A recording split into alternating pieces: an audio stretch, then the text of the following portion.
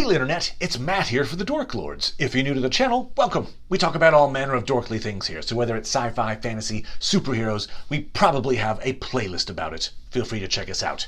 Today is another in our Dork Lord of the Rings segments. And today's topic is actually one that I didn't know existed until about 48 hours ago. So I went down this investigative rabbit hole to discover a really interesting mystery that I hope to be able to attempt to solve for you by the end of this video. So the video I was going to do was about the dragons in Tolkien's mythology, specifically the named dragons, right? Smaug, Glaurung, and Calagon, Scatha. And I will do that video eventually. But in the midst of researching that, I came upon a particular name. It's not an easy name to say. It doesn't sound particularly mellifluous. It is the name Bladorthin. It's King Bladorthin, in fact, which I guess is better than saying King Bladorthin. King Thin Bladder, you can find me in yon restroom. King Bladorthin. He is mentioned once in The Hobbit. There's a few interesting things about this king, and one of them is that the name Bladorthin was originally the name for Gandalf.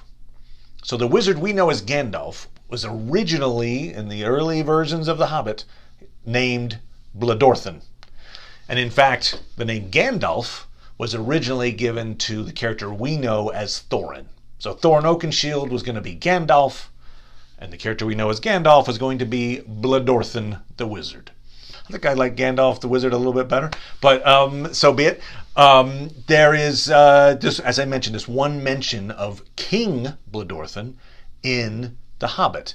And it's the scene where I believe the dwarves are kind of trapped right now in Lily Mountain. Smaug is taken off to wreak havoc. And the dwarves and Bilbo are contemplating, like, what actually is in that treasure hoard? And so this is actually the quote containing Bladorthin's name. From that, the talk turned to the great hoard itself, and to the things that Thorin and Balin remembered. They wondered if they were still lying there unharmed in the hall below.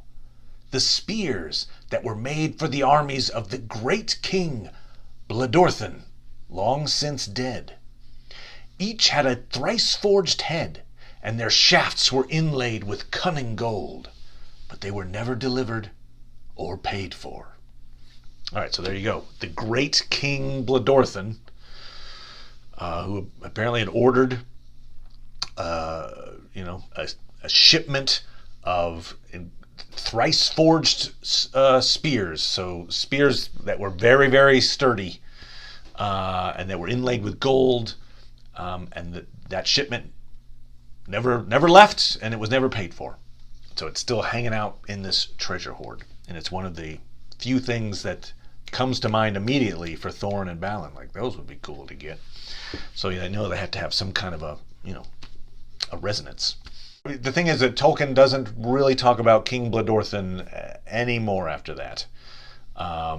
We do hear, at one point elsewhere in The Hobbit, Thorin gives a boast where he says, "Kings used to send for our smiths and reward even the least skillful most richly." So he's kind of backing up the fact that there were kings in the area that tended to requisition orders from the dwarves, because the dwarves are good at smithing. We need weapons, we need armor, that kind of stuff. Boom, let's go to Erebor and get our shipments. We can guess that King Bladorthin must have lived in the area of Erebor. It would have been, Erebor was founded in around the year 2000 of the Third Age. I think it was 1999, actually, Prince style. We can get kind of a rough idea of when this king might have lived and where. His name, it sounds Elvish, but the jury's out on whether it's actually Elvish or not. If his name is Elvish, Bladorthin could be translated as something like the Grey One of the Wide Lands, Grey Country, the thin part. So Bladorthin. Thin is one elven word for gray. Obviously, we got, Gandalf, the person that he was originally going to be, named Mithrandir, Grey Pilgrim. Myth is another elven word for gray. In this case, thin, like King Thingol, the elvish king. Thingol translates to gray cloak. So you could theoretically say that the thin part of Bladorthin is gray, and Blador would be something like open space or plains. So gray, master of the plains, or something like that. However, again, it's not 100% clear that it's an elvish name. Okay, so some people have pointed to the fact that maybe it is an elvish name to say that maybe this is an elvish king.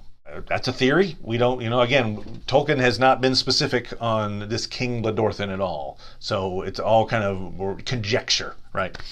But there's reason to think, first of all, we're talking sometime after the year 2000 in the Third Age, right? The War of the Ring is essentially the year 3000 of the Third Age. So you're talking the last 1,000 years of history. If a great elven king hanging out Middle-earth died, because it says he's long since dead, and they don't die of natural causes, so he would have had to have died in some kind of a violent death. Think we would have heard about it? I think that would have made the papers, so to speak, the Hobbiton Times. So the fact that he didn't make more of a splash sends to me that maybe he's not an elven king. Plus, the dwarves of Erebor making weapons for an elvish king sounds not so realistic in my mind. So I don't think it's an elf. It suggests more that it might be a human. Could it be a dwarf? Could it be it's not going to be an orc, obviously, but I don't think it's a dwarven king either. It suggests that this person is doing trade with these people, but they could have made their own items, frankly, if they had their own civilization. So I feel like these are non-dwarves who are coming to the dwarves for their smithing abilities, and theoretically paying them for their services. So I feel like since it's not an elf, it's probably a human. The fact that he's a king suggests that it's not like, obviously there's the land of Dale, which is right there next to Erebor. You've got Bard of Dale and Girion, Lord of Dale. But they are lords, they're not kings. It's not a kingdom per se. And so the fact that it's a great king suggests that it's not some kind of ancestor of the Lords of Dale, that it's actually somebody who was a king. There's a theory that's been put out by a guy named Andreas Moen, and I'm giving him credit because he was very specific. He went thorough in this thing. I actually don't necessarily ascribe to this theory. I'm going to give you my theory after this, but I'm going to give you Andreas's theory because it's well done, and sure, it's as good a reasoning as any for who King Bladorthin might actually be. So. His logic was similar to the idea that it's probably not an elf, it's probably a human, it's probably not like a king of Dale. And so he goes with the thought that perhaps the reason that the shipment of these spears was never delivered was because Smaug showed up and obviously a lot of any kind of production line would have stopped once Smaug took over Erebor. So that would place that at the year 2770. That's when Smaug takes over Erebor. And so he kind of did a little, looking around at like, what are some human kings that would have been somewhat in the area around that time? Or I should say kingdoms, because we know for a fact that King Bladorthin isn't listed anywhere. So he came on the idea of a kingdom called Dorwinion. Not Darwinian. There's a fight to the fittest. Dorwinion is also mentioned in The Hobbit. It's known for its wines. It's the wines that make the elves really drunk when Bilbo and the dwarves are trying to escape from the woodland realm. The elves were buying wine from Dorwinian. On the map, I'll show you on the map here. It's, it's downriver from Erebor. That particular area was part of Gondor, but then when the Wain Riders attacked, especially in the east, a lot of those little areas over by the Sea of Rhûn in the east kind of became independent states because Gondor had to kind of retreat basically from the Wain Riders, and so it's possible that Dorwinion, got its own little kind of fiefdom and had its own set of kings, and one of them was King Bladorthin. And King Bladorthin, because he got all these attacks from the Wain Riders constantly and trying to protect his realm, would have maybe ordered more spears for his army.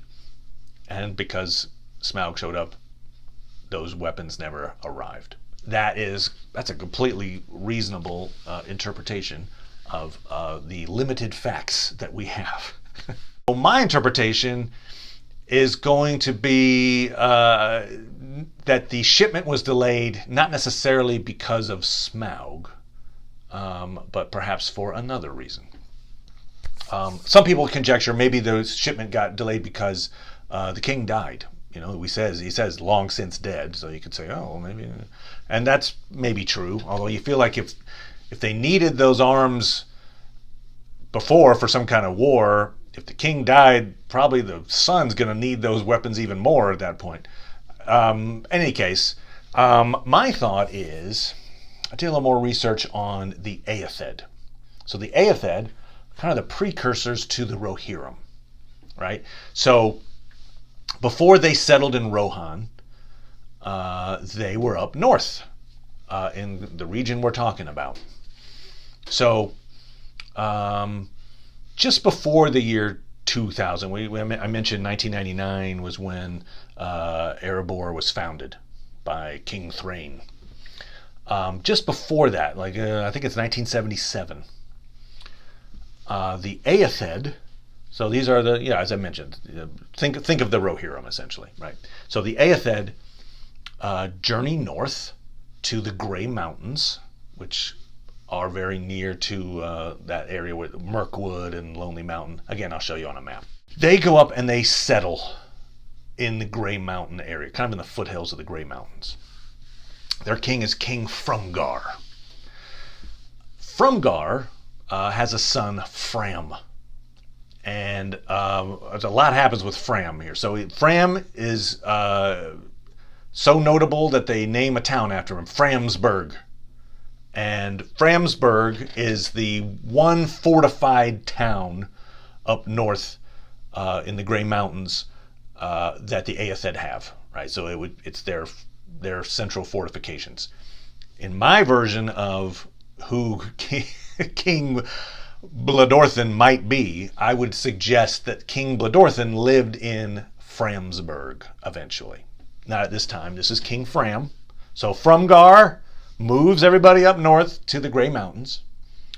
And as I mentioned, the Grey Mountains kind of near proximity. There's a river, the Forest River, the same river that Bilbo and the dwarves were on barrels, escaping from the Woodland Realm. That's the Forest River. Forest River pretty much runs almost straight to the Framsburg. Very close, let's put it that way. So if you wanted to do trade, there's a river that connects Erebor and Framsburg. Okay, so Fram is notable for a few things. One, he actually killed a dragon. He killed one of the named dragons. This is how I came upon this whole damn thing. He killed Skatha, one of the cold drakes from up north. Now, Skatha before Fram killed him, he had actually taken over a dwarven treasure hoard. So think of him as like Smaug before Smaug. He took over one of the major treasure hoards of the dwarves in the Grey Mountains. Fram kills Skatha and now takes the hoard. Hey, it's mine now, finders keepers. The dwarves obviously are like, hey, that's great, you killed Scatha, thanks. We'd like our stuff back. And Fram says, yeah, no, I'm not doing it. So what Fram does is he actually sends the dwarves a necklace of Scatha's teeth, which, by the way, sounds kind of cool, frankly, but considering the treasure hoard he's not giving them, I guess it's not a fair trade. But he gives them a necklace of the dragon's teeth, and there's a quote that he taunts them with, insults them, where he says, regarding the teeth, "Jewels such as these you will not match in your treasuries, for they are hard to come by." So he's kind of saying, hey, I did all the work here, I'm keeping this stuff.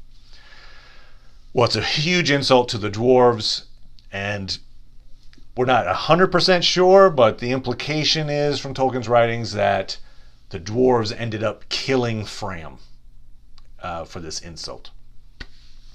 But interestingly, we don't see, like, there wasn't like a war of dwarves and humans, and the dwarves took their treasure hoard back, and much blood was spilled. None of that happens in Tolkien's history. I'll link this really fast to Lord of the Rings. I was trying to find little Lord of the Rings tie-ins. Well, this treasure hoard, the one that Scatha took from the dwarves, and then Fram took from Scatha, one of the items in there was a silver horn. That horn, Fram was like, oh, this is an awesome horn. It was made by dwarves. It was a dwarven make horn. Didn't give it back, kept it, and it became the horn of Yorl, right? It became kind of synonymous with the kings of what became Rohan, the Rohirrim.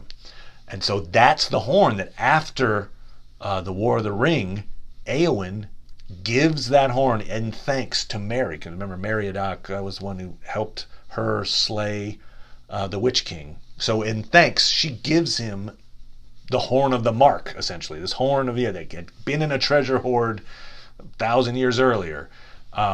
And he actually uses that. He blows the horn to rally the other hobbits during the last battle of the War of the Ring. The Scourge of the Shire involving Saruman and Sharky. So, any case, that horn, if you follow that back through history, through Tolkien's history, it was in this treasure hoard that Fram took from Scatha. Okay, so King Fram, this is right around 2000, so it's almost exactly the same amount of time when the dwarves are founding Erebor. Thrain founds Erebor. Within a year, Fram has killed Scatha. Probably within another few months or a year, Fram has been killed. And then we don't hear about any of the Eotheed kings for about 500 years. There's a gap. Tolkien doesn't fill in that gap. Like in the year 2450 or something, so close to 500 years later, we get King Laod. King Laod is killed by a horse. There's a cool mythology about that too, which I won't go into. I've talked about it I think I did a thing on the Rohirrim, so maybe check that out if you're interested in that.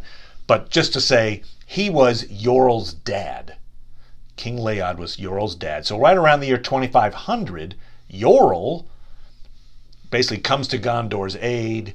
As a thanks, Gondor gives Yorl what becomes Rohan.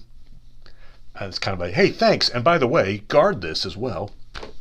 And so that's, eventually what we come to know as Rohan and the Rohirrim, is Yorl coming south to help Gondor, getting a gift of land and settling south.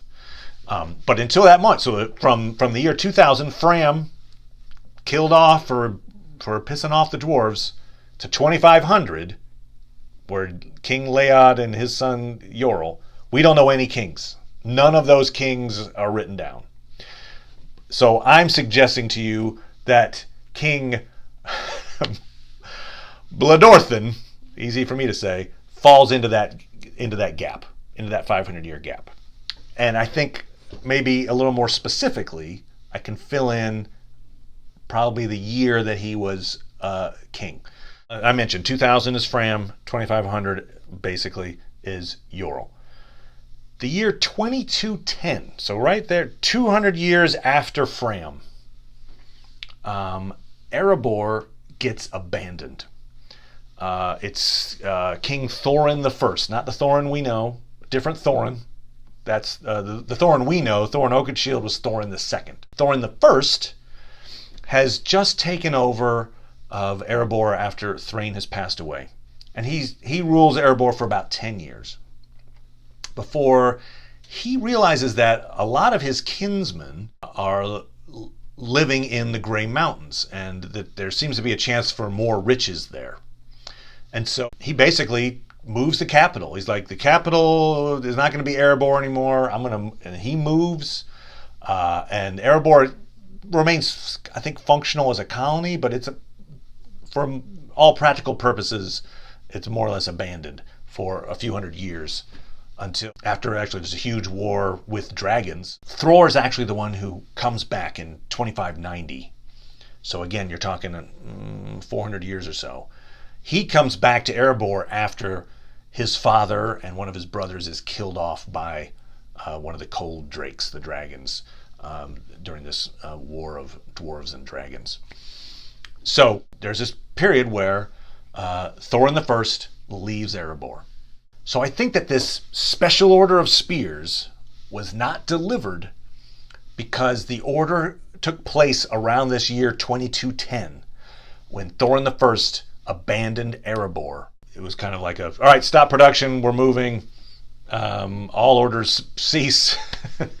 And so these orders sat more or less unfinished. Perhaps the reason that we don't hear about a war between the dwarves and the Eöthed in this time after the year 2000 when Fram is killed is because the next king after Fram, our unnamed next king, made some kind of an accommodation, perhaps gave part of the hoard to the dwarves, did something to appease both sides. Because it does seem hard to believe that if the Eöthed had just kept this treasure hoard, that the dwarves wouldn't have arrived in force, right, meaning to do violence. So my thought is perhaps in that 200 years leading up to perhaps the time of King Bladorthin, perhaps fences got mended, the Eöthed and the dwarves actually became somewhat of trading partners along this forest river, and hence when the time came for King Bladorthin to request weapons and from the dwarves, it wasn't such a out of the usual type thing. So that's my thought. Perhaps King Bladorthin was king of the Eöthed around the year 2210, during this gap when we don't know any of those names. Not knowing whether this name Bladorthin is Elvish or not. Obviously, if it was an Elvish name, it would cut against the idea of it being an Eöthed king, just because most of their names are not Elvish in origin. However, they do have some of the more notable names of the Rohirrim and things like Baldur and Aldor, Daor. Bladorthin, it's not. You could kind of see it. You could see it from here, kind of thing. The name isn't so out of the norm for an Eöthed king that I can imagine that it could hold. Plus the idea that even if it was Elvish, if they took the thin part of Elvish, Grey, they were living in the Grey Mountains. So perhaps this idea of Grey One of the Wildlands, it could actually deal with the Grey country in which they were living, the Grey Mountains. So anyway, that is a thought on that. So there you go. That is the story behind King Bladorthin, formerly the Wizard Bladorthin. Was he king of Dorwinion around the year 2770? Was he instead king of the Eöthed in Framsburg in the year 2210? Was he an Elvish king? Who knows, essentially. But it is fascinating. It's one of those things where Tolkien been so detailed, that when there's a little gap in the knowledge, it becomes really, really cool. It's like this mystery that demands to be answered. So there it is, this lingering mystery of who this King Bladorthin might have been. So if you've got some thoughts, put them down in the comments. Love to hear them. But there you go, King Bladorthin, otherwise known as Gandalf. So thanks, everybody. We will see you next time.